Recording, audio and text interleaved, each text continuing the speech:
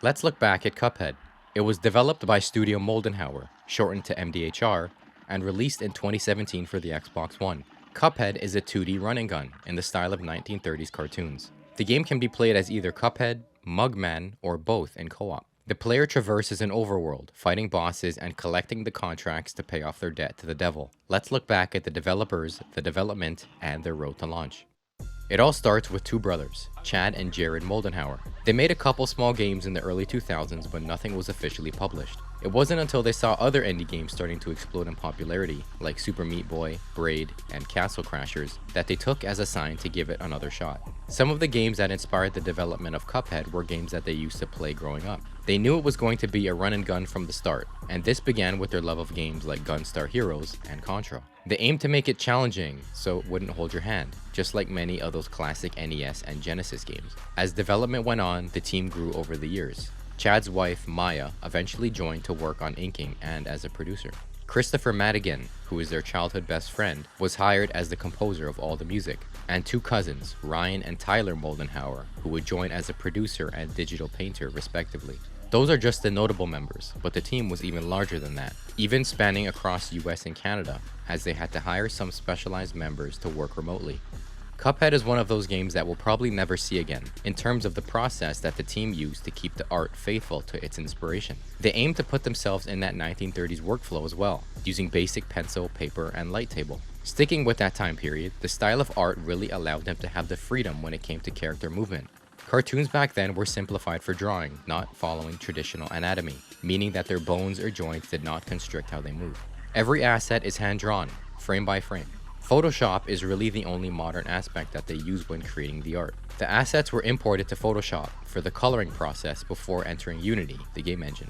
They could have colored it prior to scanning, but that would get messy, expensive, and it would increase the development timeline. When they compared a piece that was colored prior and then another which used Photoshop, they couldn't tell the difference, so they chose the more modern option.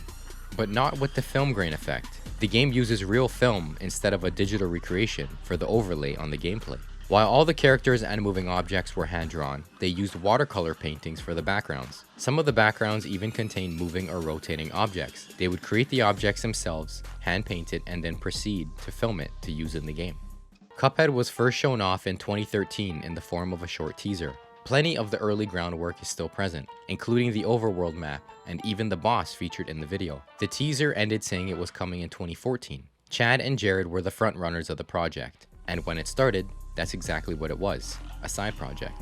An employee at Xbox noticed the trailer circling around NeoGAF, and this got their attention. ID at Xbox reached out for a partnership. 2014 is when Cuphead began to pique everyone's interest. At E3, Xbox had a montage showing all the games coming to ID at Xbox over the coming years. In that montage was about 3 to 4 seconds of Cuphead footage, which began to give the team some buzz online.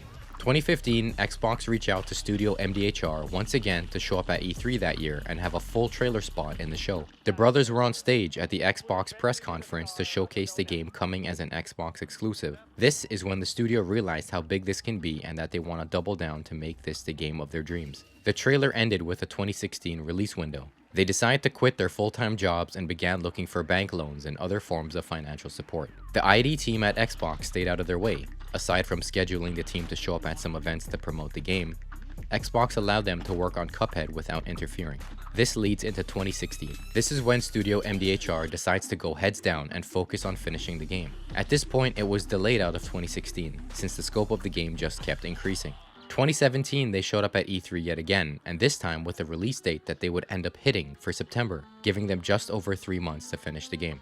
The studio crunched pretty hard, and worked for hours on end with little to no breaks, even up until the final moments. They were constantly fixing promotional images and other small things that needed to be complete by release. The game would launch on September 29, 2017, to a solid 86 on Metacritic and an 88 on OpenCritic. Microsoft would then help Studio MDHR launch the game on Nintendo Switch in 2019 and on the PlayStation 4 in 2020. The team would also go on to release additional downloadable content called The Delicious Last Course in June of 2022. What did you think of Cuphead? I really enjoyed the challenging gameplay and the variety of bosses. It demanded your time to master it, since it was tough but fair. It's one of those games that if you made a mistake, it's a misstep on your end and not the game cheating you. I really hope we see Studio MDHR return to make another game sometime soon. Anyways, thank you all for watching. Stay safe.